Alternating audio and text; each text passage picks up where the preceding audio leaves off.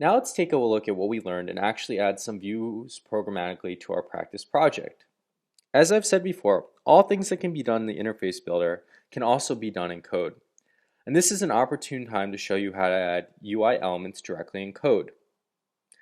Let's go ahead and remove all of our NSLog statements from ViewDidLoad. And I'm also going to go into my storyboard and remove all of the previous view objects. So I'm going to remove my buttons and my view and this view as well. So we can go ahead and press delete here. And I'm going to go back to ccViewController.m and we're going to start typing some code inside of ViewDidLoad. So let's go ahead and we're going to make a CGRect. So we're going to say CGRect and we're going to say myViewsFrame, which is going to be the variable name for our struct here. And we're going to say CGRect make, and hopefully this seems a little bit similar to the CGPointMake C function that we were able to use before. Structs are in fact from C, so they're not objects, so we don't add a char star here. This is important to remember, even though the way we access the information inside of a struct is with the dot notation that we've seen earlier. So this can be a little confusing, it takes some getting used to, but remember that structs are a product of C, they're not objects. So we don't have to allocate and initialize memory and do all that stuff for them. So let's go ahead and give what will be our view objects some information here. So we're going to say our x coordinate is going to be 20 and our y coordinate is going to be 250, and we're going to make the width 200 and the height will be 60. So now we can go ahead and create a UIView object in code, and we're going to use a custom initializer. Specifically, we're going to initialize it with a frame, and the frame takes a CGRect as an argument. So it's a good thing we just created a CGRect named myViewsFrame. So let's go ahead and type in UIView, and we can say myView is equal to UIView alloc init with frame. And let's go ahead and do myViewsFrame. And let's set up some default properties for our view here so we can make sure we can see it on the screen. So we're going to say myView.background color is equal to UI color red color.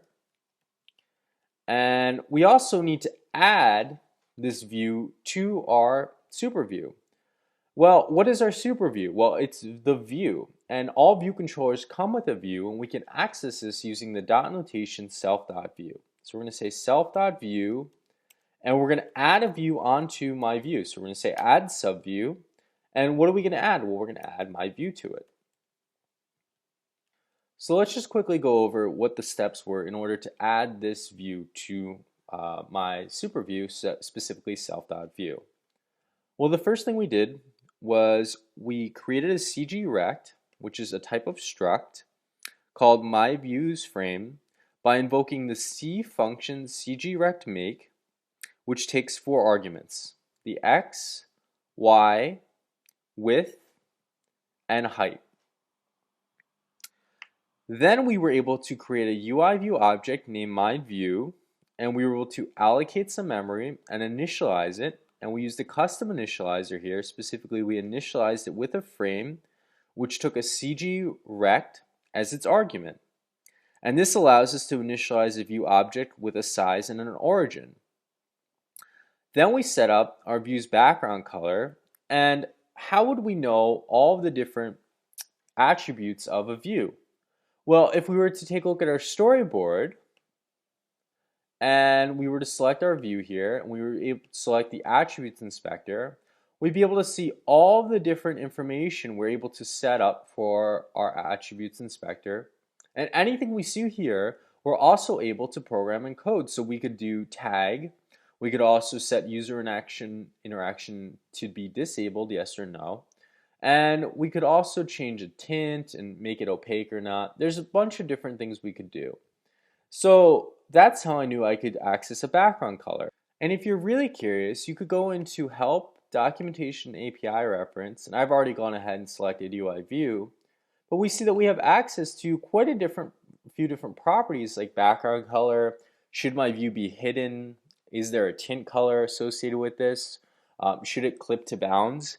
And if you take a look and spend some time going through all of these different properties, you'll be able to figure out different ways you can change your UIView object in code. So That's great. We don't need to do any more changes, but I just wanted you to know this is where we would find that information if you're having one of those moments you're like, "Oh, I could never figure that out by myself." Yeah, just take a look at the API. All this information is there. It just takes a little bit to go through it all. So we go ahead and run our application, and we'll be able to see our simulator pop up in just a second here. And we should see a red UI view that's at X is 20, so we see it's X is 20, and the Y is 256, and it's 200 width, and its height is 60. So we've been able to add this UI view object programmatically. Now, one final question you might ask, why should I bother ever adding UI view objects in code? Right? I'm able to access them in this graphical interface. It's really quick to change all these attributes. I don't need to think about all these different property names.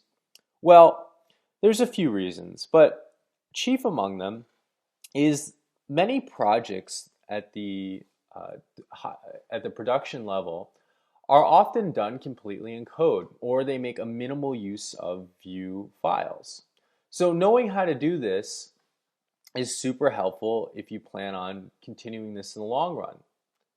It's also really helpful to understand how this is done if you take a look at third-party libraries. Many third-party libraries will write view objects in code.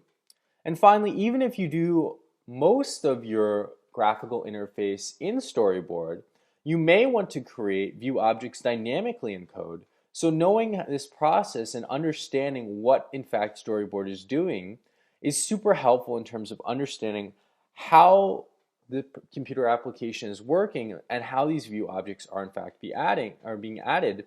It also helps your understanding that our UI view objects are in fact objects, and that we're allocating, initializing memory, and we're setting up all these different properties. This is what Storyboard is doing for us. So hopefully it'll make you appreciate the graphical interface, which allows us to get these projects up fairly quickly, even more.